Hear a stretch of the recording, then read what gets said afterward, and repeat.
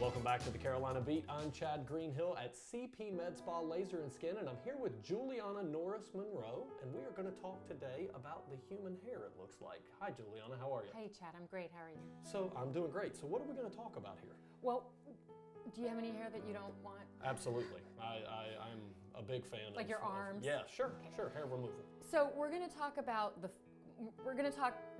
hair in general, but especially the hair growth cycle. We've got 3 phases of growth. Every hair on the body is not synchronized in the same phase of growth. Otherwise, there'd be periods of time where you are completely bald. Oh. Okay. So when we do laser hair removal, and we're pulsing on the entire area, let's use the underarms for an example. Sure. We're not going to be able to destroy every single follicle, terminal hair follicle that is producing a dark coarse hair in that area in that one treatment. And that's because all those follicles are in different phases of growth. So if we look at the very first picture over here, the anagen active growth phase picture, we see that the bulb of the hair, the root of the hair, is hugging this blood supply. And if we look in the larger picture, we get a little bit clearer view here. So when we pulse the laser, the handpiece is emitting light energy. Sure.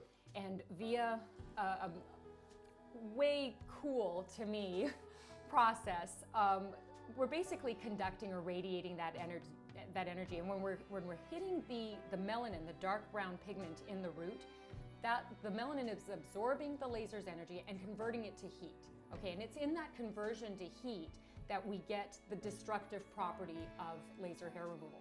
And the process itself is like, the heat is so intense that it's actually vaporizing the water in the blood supply. So you're pretty much boiling my blood. I'm boiling your blood. Thank you.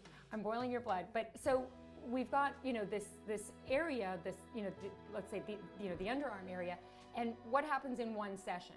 Well, we're going to be able to destroy about 10 to 15% of follicles that are producing a dark coarse hair. We call those actually terminal hairs. Gotcha. Okay. If we go to this little diagram, we've got a teensy little hair that's called the vellus hair or peach fuzz hair, and we're covered in hair follicles. Sure. Most of them are vellus hair follicles.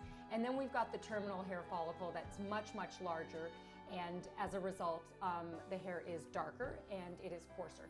So we've pulsed this laser. We're getting about 10 to 20% of these follicles to not be able to produce a hair again. Okay, 10 to 20%.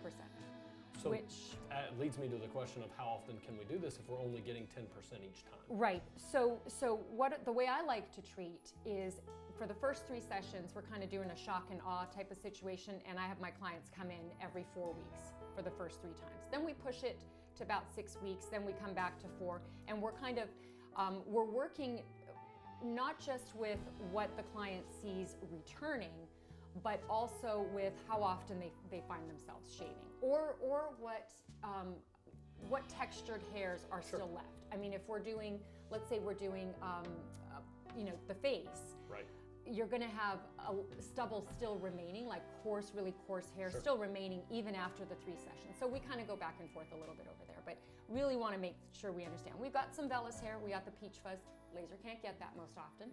We're looking for terminal hairs, and we want them to be in the active growth phase. We're working blindly though. We don't know which ones are in which phase, and that's where the staying on track with our schedule is concerned. Right. Treatment over time, correct? Yes, and number of sessions, and making sure we're not, doing a session once every 3 months, unless you want to take, your time reading your area, that area here.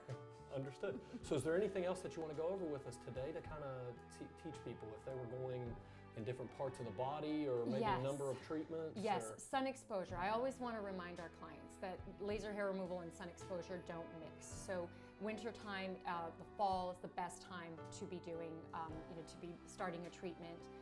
And then if you are going to be dipping into the summer, cover up the area, sunblock. Understood. Sure.